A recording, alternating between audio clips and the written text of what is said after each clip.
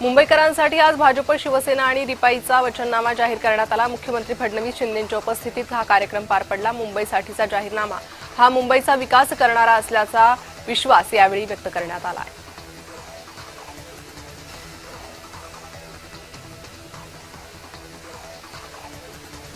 म्हाडाच्या इमारतींचा विकास म्हाडाच करणार, धारावीकरांना धारावीतच 350 चौरस फुटाचं घर देणार असं आश्वासन मुख्यमंत्री देवेंद्र फडणवीस यांनी जाहीरनाम्यातून दिलंय। धुळ्यामध्ये राष्ट्रवादी काँग्रेस पक्षाच्या एका पदाधिकाऱ्यानं भाजप आमदार अनुप अग्रवाल यांची कॉल रेकॉर्डिंग व्हायरल केली आहे। या व्हायरल केलेल्या कॉल रेकॉर्डिंगच्या माध्यमातून एमआयएम आणि भाजपचं साटलोट असल्याचा अप्रत्यक्ष दावा करण्यात आलाय। त्यावरून राजकारण तापलंय। नागपूर पालिकेसाठी भाजपचा जाहीरनामा प्रसिद्ध झालाय। नागपूर शहराला देशात प्रथम स्थान मिळवून देण्याचा संकल्प या जाहीरनाम्यातून करण्यात आला आहे। जालना महापालिका निवडणुकीत ब्राह्मण समाजाचा भाजपवर बहिष्कार असल्याची अफवा सोशल मीडियावर व्हायरल झाली। यासाठी ब्राह्मण समाजाची एक बैठक झाली। मात्र या बैठकीत भाजपला मतदान करू नये असं काहीही घडलं नसल्याचं ब्राह्मण समाजाचे नेते सिद्धिविनायक मुळे यांनी म्हटलंय।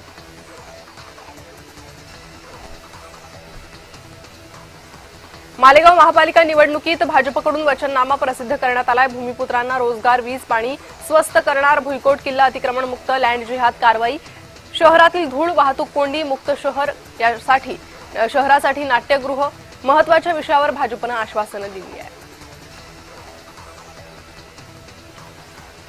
धुळ्यात गुंडगिरी दहशत वाढली आहे। धुळ्यात वाढलेली गुंडगिरी दहशत ही रोष संपूर्णपणे धुळेकर मतदानातून आपल्या भावनांमध्ये व्यक्त करतील। आमचा विजय हा निश्चित आहे असं मंत्री दादा भुसे यांनी म्हटलं। पनवेलमध्ये पैशांच्या जीवावर उमेदवार फोडून भाजपचे बिनविरोध नगरसेवक निवडून आले। भाजप बलात्काऱ्यांना पाठीशी घालतंय। भाजप बलात्कार जनता पार्टी असा घणाघात काँग्रेस प्रदेशाध्यक्ष हर्षवर्धन सपकाळ यांनी भाजपवर केला।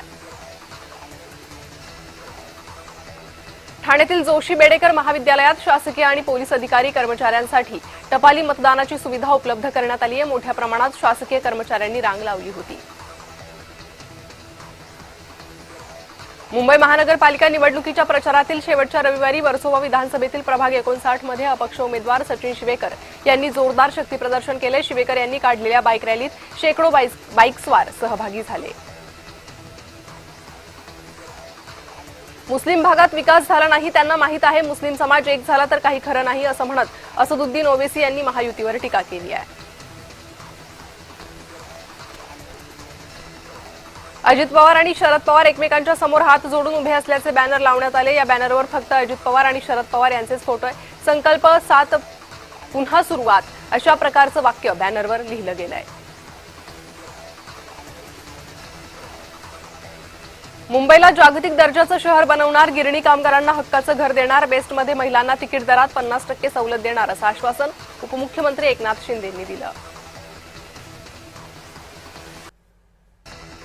मशालीने आपले साथीदार जाळू नका, सभांपेक्षा व्हिडिओ कॉन्फरन्सिंग घेतली तरी चालेल, आता तुमचे फॉर्म्युला महाराष्ट्रात चालणार नाही असा टोला मंत्री संजय शिरसाट यांनी ठाकरेंना लगावला।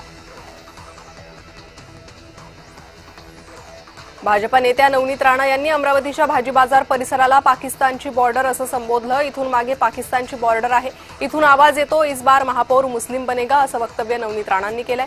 नवनीत राणा यांच्या वक्तव्यानंतर वाद होण्याची शक्यता आहे। देवेंद्र फडणवीस यांच्या नेतृत्वात कोळीवाड्यांना न्याय, ओळख आणि हक्क मिळालाय। मराठी मुद्द्यावरून गुद्द्याचं राजकारण करणारे कोण आणि भूमिपुत्रांसाठी उभे राहणारं नेतृत्व कोण हे कोळी बांधवांना चांगलं माहिती आहे असं म्हणत चित्रा वाघ यांनी विरोधकांवर निशाणा साधलाय। पुण्यात राजकीय पक्षांचा प्रचार शिगेला पोहोचला। मंत्री चंद्रकांत पाटील यांनी गाडीच्या टपावर उभे राहत नागरिकांना संबोधित केलं। जवळपास सगळ्याच प्रभागात भाजपकडून प्रचार रॅली आणि सभांचं आयोजन करण्यात आलं होतं। पुणे महापालिका निवडणुकीत शिवसेनेनं मोठी ताकद लावली आहे। वाघोली खराडी प्रभागातील उमेदवार शांताराम कटकेंनी परिसरातील सोसायटींमध्ये प्रचाराचा धडाका सुरू केला। रॅली काढून शक्तीप्रदर्शन करण्याऐवजी शिवसेनेकडून प्रचाराची वेगळी रणनीती राबवत छुप्या पद्धतीनं प्रचार केला जातो, ज्यामुळे प्रभाग क्रमांक 4 मध्ये मोठी चुरस वाढली आहे। अकोला महानगरपालिकेमध्ये महायुतीच्या 60 पेक्षा अधिक जागांवर आमचा विजय होईल असा विश्वास भाजपचे खासदार अनुप धोत्रे यांनी व्यक्त केला। जेव्हा पराभव दिसतो तेव्हा उद्धव ठाकरे म्हणतात मुंबई महाराष्ट्रापासून तोडण्याचा डाव आहे, जनतेत संभ्रम निर्माण करण्यासाठी अशी विधानं, पराभव दिसल्यानं ठाकरे अशी वक्तव्य करतात असा हल्लाबोल मंत्री बावनकुळेंनी उद्धव ठाकरेंवर केला. महानगरपालिका निवडणुकीत जनता बंडखोरांना जागा दाखवेल, पक्षाशी गद्दारी करणाऱ्यांसोबत जनता जाणार नाही. महायुतीचे उमेदवार मोठ्या फरकानं या निवडणुकीत निवडून येतील असा गुलाबराव पाटलांनी विश्वास व्यक्त केलेला आहे. शहराचा विकास करायचा असेल तर महायुतीला साथ द्या असं आवाहन देखील गुलाबराव देवकर यांनी केलंय. अंबादास दानवेंकडून संभाजीनगरमधील एका मारहाणीचा व्हिडिओ ट्विट करण्यात आला. या व्हिडिओमध्ये एका व्यक्तीच्या डोक्यात दगड घालताना मारहाण करत असल्याचं दिसतंय. मारहाण करणारा व्यक्ती हा माजी नगरसेवक असून मंत्री अतुल सावेंचा समर्थक असल्याचा दावा दानवेंनी केला. महायुती सर्वसामान्याला विकत घेण्याची भाषा करते. सत्ताधाऱ्यांनी शेकडो गुंडांना उमेदवारी दिली आहे, मग निष्ठावंत गेले कुठे असा सवाल एकनाथ खडसेंनी महायुतीवर केला.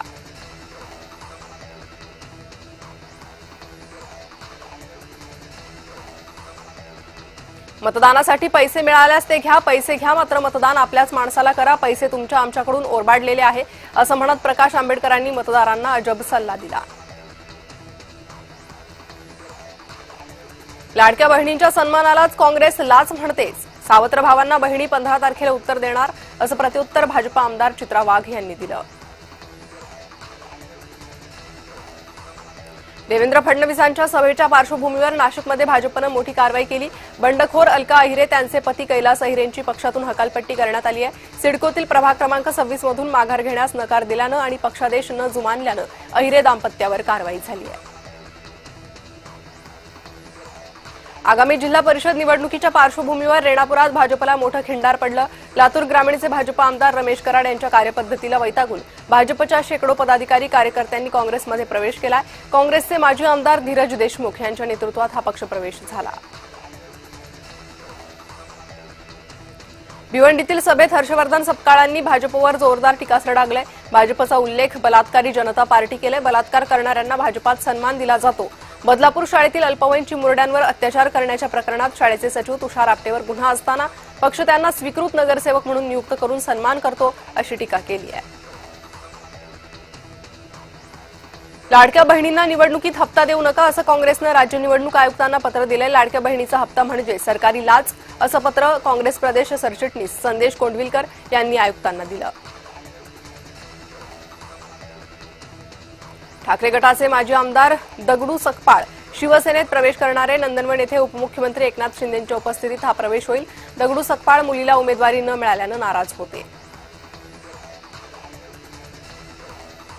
निवडणुकीच्या रणधुमाळीत काही राजकीय पक्ष इतर पक्षांच्या उमेदवारांना समर्थन जाहीर करताय. Republican party of India Ambedkar पक्षाच्या वतीनं नागपुरातील 115 काँग्रेस उमेदवारांना समर्थन जाहीर करण्यात आलंय. दुसरीकडे ठाकरे गट आणि शरद पवारांच्या राष्ट्रवादीनं एकमेकांच्या काही उमेदवारांना समर्थन जाहीर केलं. खासदार लंकेंनी मुख्यमंत्र्यांसह विखे पितापुत्रांवर निशाणा साधलाय. आर्थिक घोटाळ्यावर मुख्यमंत्री 8 महिन्यांनी जागे झाले. रावसाहेब पटवर्धन पतसंस्थेचे प्रवरा बँकेत विलिनीकरण झाले. हजारो ठेवीदारांचे पैसे अडकले. त्याचं काय असं म्हणत लंके यांनी विखे पितापुत्रांवर टीकास्त्र डागलं. उमेदवारांना धमकावणं आणि शहरात दहशत निर्माण करणाऱ्यांची थेट गाठ निलेश लंकेंशी आहे असा सज्जड दम इशारा खासदार निलेश लंकेंनी विरोधकांना दिला. यावेळी नाव न घेता विखे जगताप यांच्यावर अप्रत्यक्ष निशाणा साधला. भाजपच्या माजी नगरसेवकाने एका व्यक्तीला मारहाण केल्याचा आरोप आहे. ठाकरे गटाचे नेते अंबादास दानवेंनी मारहाणीचा व्हिडिओ ट्विट केलाय. हा माजी नगरसेवक अतुल सावेंचा समर्थक असल्याचा दावा दानवे करतायत.